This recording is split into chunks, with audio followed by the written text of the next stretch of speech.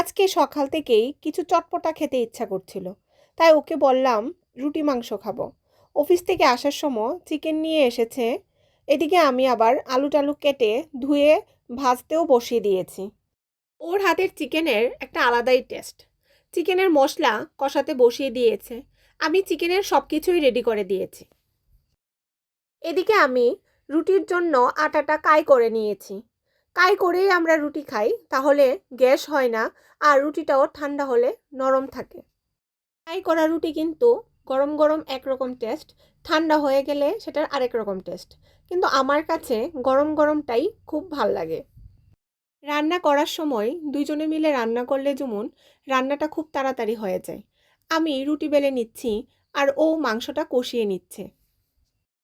করার রুটির আটা বেলতেও খুব সহজ, খুব সফট হয়ে যায়, তাই বেলতে এত পরিশ্রম হয় না।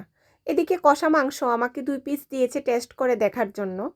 রুটিগুলিও একে একে ছেঁকে নিচ্ছি, আর রুটিগুলি কিন্তু বলের মতো ফুলছে। মাংস হয়ে গেছে, মাংসের কালারটা দারুণ হয়েছে। রুটি করাও শেষ, এখন সবাইকে খেতে দিয়ে দেব।